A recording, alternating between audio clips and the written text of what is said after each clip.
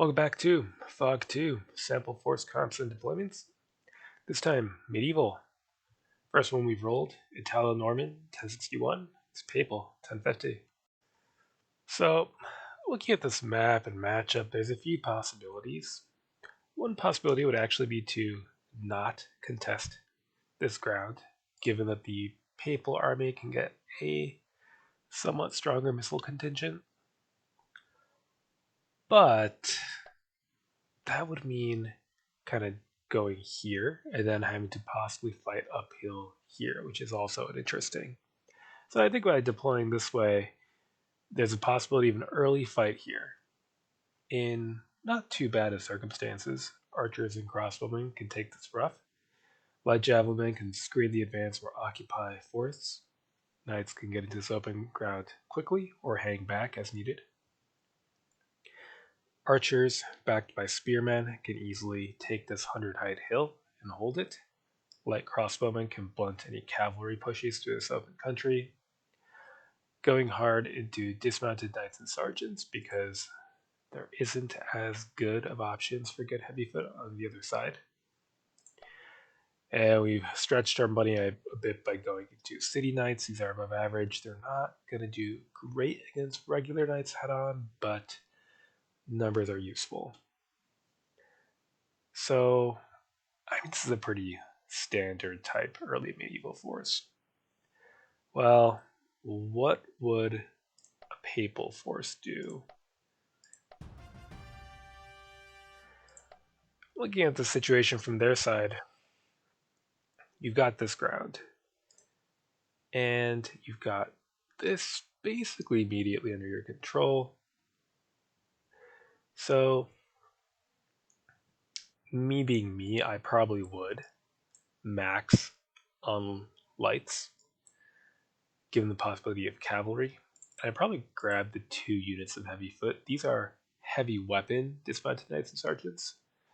They're a bit squishier versus mounted charges compared to the offensive spearman type that the enemy has. But that just is what it is. Crossbowmen. I'd probably grab a smattering of spearmen and some additional knights. So, how would I deploy this? Okay, of course, it's always kind of hard to play these hypotheticals when you know what you yourself would probably do in the situation. But trying to just look at units and terrain, I think this can get away with being fairly lightly held. Crossbowmen, because there might be cavalry here, and they're not so good at fighting infantry skirmishers. Taking this hill is important, and then I think trying to go for this again could be useful. So I think with 2 aggressively minded players, this is going to be, the location to fight over. Thus, crossbowmen, light archers to gain that skirmishing edge against infantry, concentration of heavy foot here. Crossbowmen could move here, and then they would have options about further movement. Now, if one player, if the opposing player didn't hold this, you could first take this, and then in the meantime, be holding your left here in the defensive position, deploy like this, and then contemplate an assault. If they do deploy in force to take this, you could pretty rapidly switch, light javelin horse and light crossbowman, maybe some knights over there. Or if it's too intimidating, no big deal, you could deploy defensively here, or pull back still further, right? And hold a line maybe like here if you want to go full defensive. Okay, we've rolled another. Mamluk Egyptian 1400 versus Alan 1050. So this is a pretty grim matchup for the Alans overall. But honestly, it's just a bad map in general for 2 cavalry-based armies. This is a deep stream, so we got detailed tooltips on right. Difficult terrain, not open, severely disordered mounted. Cool. So, first thing would be to max the infantry complement. Irregular foot, 2 of them here to prevent any attempts to seize this ground, backed by massed archers and massed crossbowmen. So, Muslim crossbowmen, these are not the same as the Latin Western types, so they are unprotected instead of protected. And they are not 50% swordsmen, which means not only do they lack that POA, they also suffer from the close melee enemies shooting penalty when melee equipped non-light foes are within 2 squares. So they're not very good, but they're also only 30 points, so there's that. At range, they'll do fine against cavalry. Light guns, these could position on this high ground here and shoot onto this high ground or into these enclosures, right? Otherwise, the Mamluk army can get a lot of options with lances. Unfortunately, lance POA only works in open terrain, and of course, you want to move adjacent to horse archers before charging the next turn. Given the terrain, we would get shot to bits before being able to do so. There's best equipped cavalry. They have bow and lances, are highly superior and well armored. They're fantastic units. Yeah, we're not bringing any because the Alans can generally get a huge mass of cheap horse archers in a situation where the terrain is so difficult and we're not going to get to use our lances. Cutting down on our numbers to get a few fancy units is not worth it. So we've gone hard into the cheaper of our two non-line options. Armored horse archers are above average. Guillemot are superior. I believe these are above average plus 12 POA and take cohesion tests accordingly. So the plan will be to gain Overwatch here and here and find some kind of way to push across. That'll probably end up being here on the left. The Alans can get one more non-light archer and a better light foot wing, better medium foot, and a huge mass of horse archers. Another possibility would be that there would be kind of a standoff and a draw, right? If we occupied this and we're able to hold it, and this, and then otherwise kind of hung back here, then things might draw out. The Alans might even be able to move on the offensive with their greater number of foot. Let's take a look at what the Alan player might do. Okay, fundamentally, firepower is going to win this battle, right? So we've maxed on missile units. Horse archers, light and non-light. Foot archers, light and non-light. There are other, I think, slight changes that could work. Maybe you want to grab one or two lancers, but I wouldn't go heavier than that in case the enemy crossed over. More likely possibility would be to invest in maybe one or two units of, say, irregular foot or axemen. If there's some sort of if you want to keep open the possibility of, say, denying this terrain or being able to push, across this a little bit more readily. Overall, though, I think firepower is going to be the key. So deploying like this, light archers here, because they can operate most easily here in case this is under garrisoned. These horse archers could help push across a little bit. Ultimately, they'll probably end up switching to another position. Might even lessen the numbers. So I think the key to the assault will be the possibility of taking this ground, right? And for that, we have all of our masked archers here. If we kind of line up here with some light horse archers in front, we could potentially push an enemy off here if it's not heavily garrisoned enough, and then push across.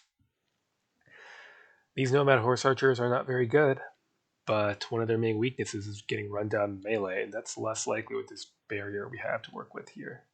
They're also very cheap, 16 units, right? So again, I think a draw is pretty possible, but a good infantry supported push, I think, is doable here depending on enemy deployment.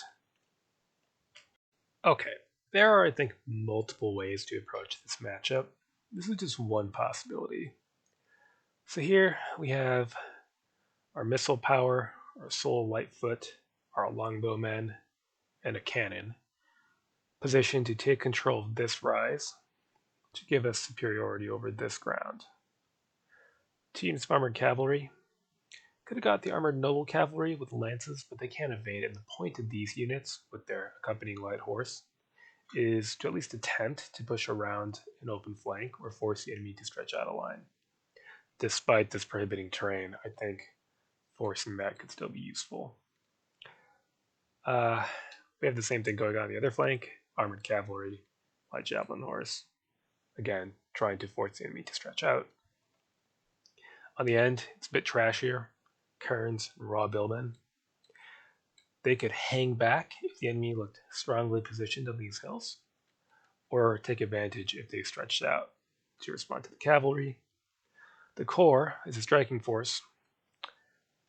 Billmen, Galgwe, men at arms. So they would try to fight a melee battle in the open, given that the English can't get as many good heavy foot, although the ones they have are much better. The men at arms would switch to a flank if the English brought stakes. Most players in MP generally don't bring them. It's not really, the mobility is not generally worth the cost. Now, one thing that would be difficult would be if the enemy simply held this and this piled into the center. This is a very melee in the open approach for an Irish army. There's another possibility. So here we have a build that's much better suited to forest fighting, but will be forced onto the defensive if the enemy deployed for combat in the open. So if the English went all in on like keeping the men at arms mounted and grabbing a bunch of dismounted men at arms backed by spears, something like that, then an army like this might have to anchor on this rough and this forest and then kind of hang back using that marsh too to make up for the fact that it's pretty squishy. Right? You've got all these longbowmen, you've got some kerns. I think these superior heavy foot are worth bringing anyway. No more men at arms, less of a flank threat. However, if the enemy deployed very defensively, trying to utilize the forest, then with this level of firepower, you could drive them off the hill. Pick an angle, right? Like if they use this, you could go heavy into longbowmen over here. It would take some time, but you'd have the time. And either shoot them down or force them to retreat. And in a straight up fight in the forest, this combination of light javelin men, longbowmen, and kerns, you could even go for more kerns pretty cheaply, right? You could probably win that kind of contest. So there's some flex, and there's some dangers either way.